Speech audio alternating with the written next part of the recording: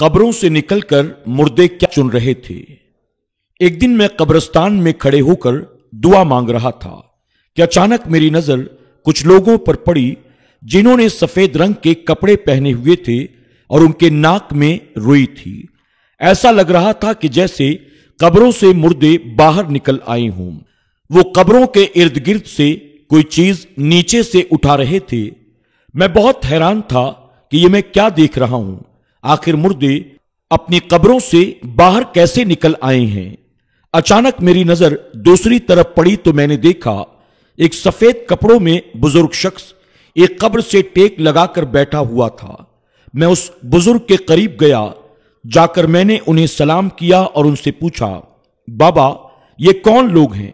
मुझे लगता है ये मुर्दे हैं और ये अपनी कब्रों से बाहर निकलकर कौन सी चीज इकट्ठी कर रही हैं।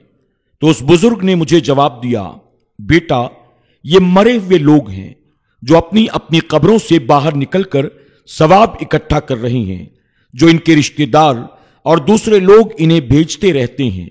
ये मुर्दे अपना अपना सवाब नीचे जमीन से इकट्ठा कर रही हैं। तो मैंने उस बुजुर्ग से कहा, बाबा जी क्या आपको सवाब की जरूरत नहीं है?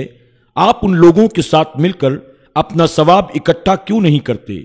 उन्होंने मुझे जवाब दिया, बेटा मुझे इन लोगों की तरह सवाब इकट्ठा करने की जरूरत नहीं पड़ती। मुझे कब्र के अंदर बैठे बैठे ही सवाब मिल जाता है। मैंने हैरत से पूछा, भला वो कैसे? तो उन्होंने जवाब दिया, बेटा मैंने अपने बेटे को हाफिज कुरान बनाया है।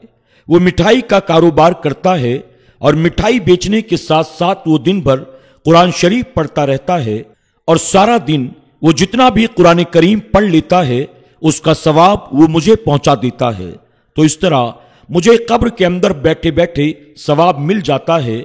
इन लोगों की तरह मुझे कब्र से बाहर निकलकर सवाब इकट्ठा करने की जरूरत नहीं पड़ती। मैंने पूछा, बाबा जी आपके बेटे का नाम क्या है? आखिर वो कहां रहता है? बुजुर्ग ने मुझे बताया, मेरे बेटे का नाम हाफिज मोहम्मद इमरान है और उसकी फला जगह पर मिठाई की दुकान है। यह सुनते ही अचानक मेरी आंख खुल गई और मुझे पता चला हकीकत में मैं ये ख्वाब देख रहा था। ख्वाब से बेदार होते ही मुझे बहुत ज्यादा परेशानी हुई। आखिर ये कैसा ख्वाब था? कौन मोहम्मद इमरान और कैसी मिठाई की दुकान? बुजुर्ग के बताए हुए पते को तलाश करता हुआ मैं उस मिठाई की दुकान पर जा पहुंचा। मैंने देखा मिठाई की दुकान पर एक शख्स था जिसके चेहरे पर दाढ़ी थी, सर पर टोपी। वो मिठाई बेच रहा था और साथ ही साथ उसके होंठ हिल रहे थे मानो वो कुछ पढ़ रहा हो। मैं उसकी दुकान के करीब गया और मैंने उसे सलाम करते हुए कहा, आप मिठाई बेचते बेचते क्या पढ़ रहे हो और आपका नाम क्या है? तो उस मिठाई बेचने वाले ने मुझे बताया, मेरा नाम मोहम्मद इमरान है।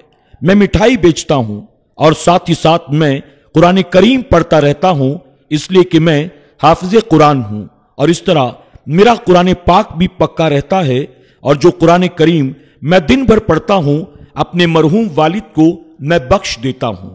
तो दोस्तों इस ख्वाब को देखने के बाद आज मुझे पता चला कि वाकई वो वालिदैन कितने खुशनसीब होते हैं जो अपने बच्चों को हाफिज कुरान बनाते हैं कि उनके मरने के बाद उन्हें अपनी कब्रों में सुकून रहता है।